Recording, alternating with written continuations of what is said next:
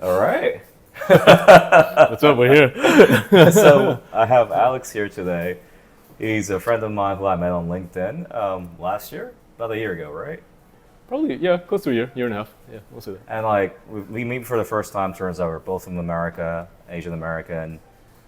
Well, Alex is from the better side of America, New York. We don't judge. We don't judge. We don't judge. And there's over the same age. I mean, you came to Japan around the same time. When did you come to Japan? 2006. 2000. January 19th, 2006. Never mind. You were 4 years senpai than me. Hey, you know. But before we get started, we always have to start with SLT. You know what that is, right? No idea. Subscribe, like, and turn on that notification. SLT. There you go. And for those of you watching who haven't downloaded my free ebook, 3 Ways to Land Your First Job in Japan, the link is down in the comments pinned, so make sure you download. All right, so let's have some coffee. 2006. How did you end up coming to Japan first place? So I came here. I guess we could back up a little bit. So why I came here was to be a DJ, right?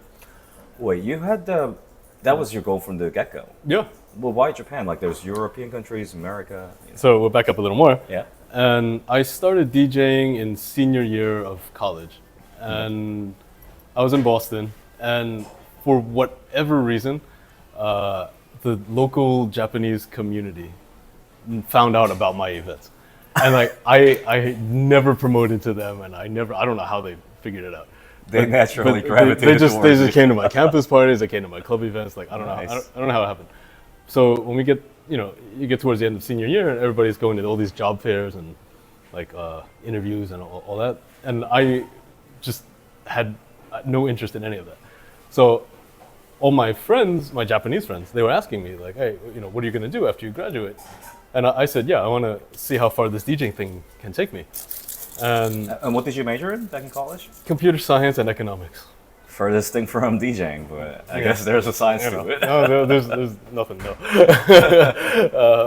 So my Japanese friends were telling me like, oh, if you want to keep DJing, why don't you just try doing it in Tokyo? And I was like, okay, that sounds like fun. Interesting. And these are Japanese friends, like Japanese Americans or Japanese kids, like studying abroad? Yep, Okay, exactly. Interesting. Yeah. Wow. So yeah. Your story is very different from most of the people I know. So you had no interest that naturally kind of built from within, like manga, anime. Oh no, I don't come from that direction at all. Not at all. No. Right? Karate, nothing No, like that. no. I still don't speak Japanese. So I don't come from the language angle. I don't come from the manga angle. I don't even come from the music angle. All right. So no. here It was just I came here for dreams. So you came to Japan with what visa did you come to Japan on? Specialist in humanities. Ah, so you had that before coming to Japan. No, so my way into the country was through Eikaiwa. So Oh, just like me. I didn't know you taught English. I never said I did. Oh, okay. and by the way, I can edit and tape or whatever. You can keep whatever you want. I'm an open book, man.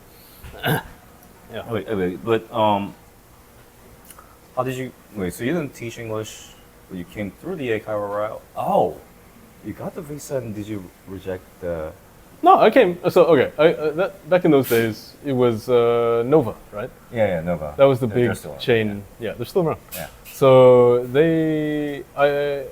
so one of my Japanese friends recommended, like, if you want to go to Japan, just teach English. And well, okay.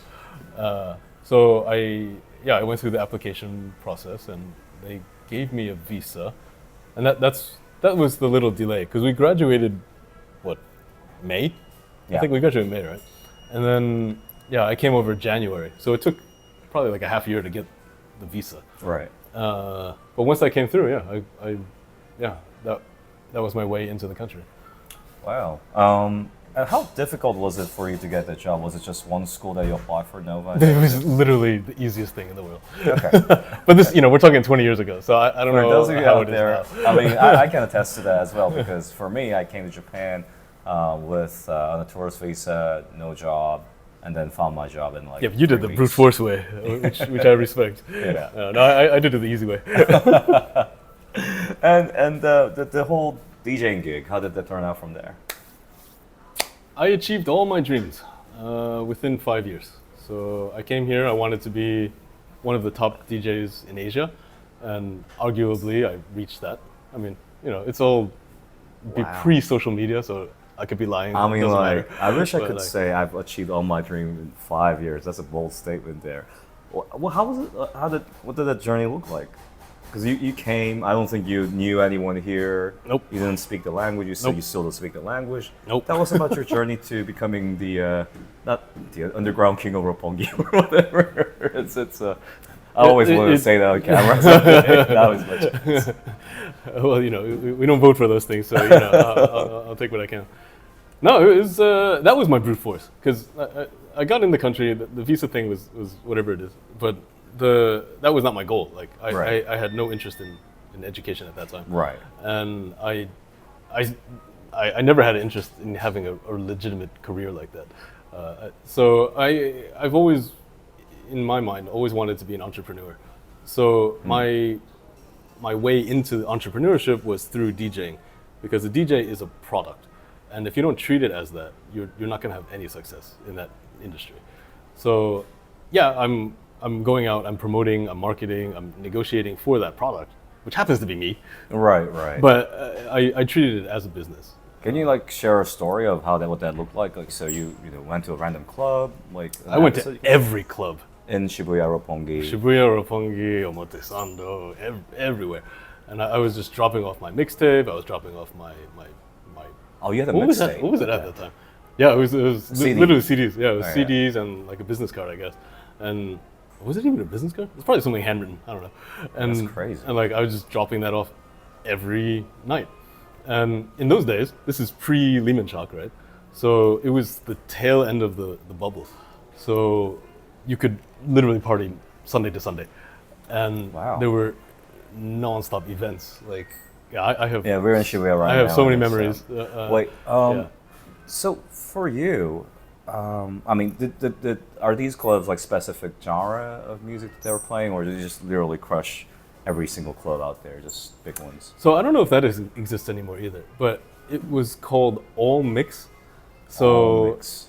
it basically means everything. Okay. And because I was I was mostly doing hip hop and house music at Yeah. the time. Yeah. And I could do both.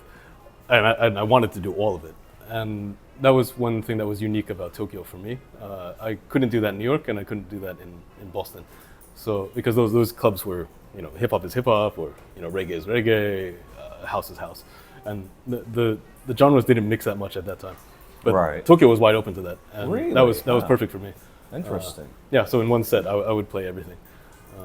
So yeah, I could knock on the doors at the hip hop club. I could knock on the door at the reggae club. I could knock on the doors, and I could just do it all, and they would be okay to switch it up and mix. I mean, it must have been super hard with the language barrier, and you didn't know these people to build relationships with. And what was your motivation there? Because I mean, if I was you, I think I'd probably So that's why language is such an artificial barrier, really.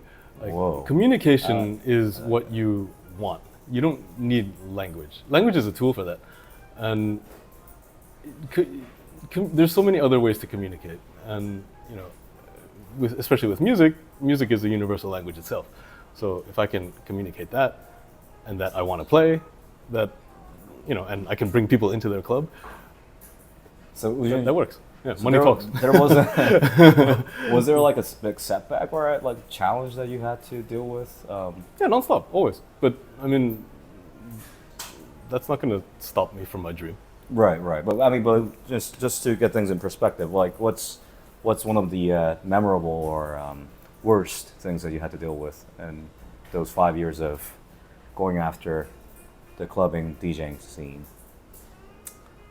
I can't say there was a worst. I mean, it's always hard, because if you want to keep growing, Yeah. like, yeah, I could play a local, like, small, I don't know, DJ bar and not get paid for that. And that's, I mean, you could do that forever if you really wanted to. Right. But I wanted to elevate. So, yeah, to get yourself in the conversation to play in a stadium, it takes more, and it's not easy. Stadium? Tokyo Stadium? Like Tokyo Dome? Not Tokyo Dome, but I've done stadiums, yeah. Wow. And I mean, I never saw anything as impossible or hard is a given. It has if it's the easy thing, then it's not worth it. You know.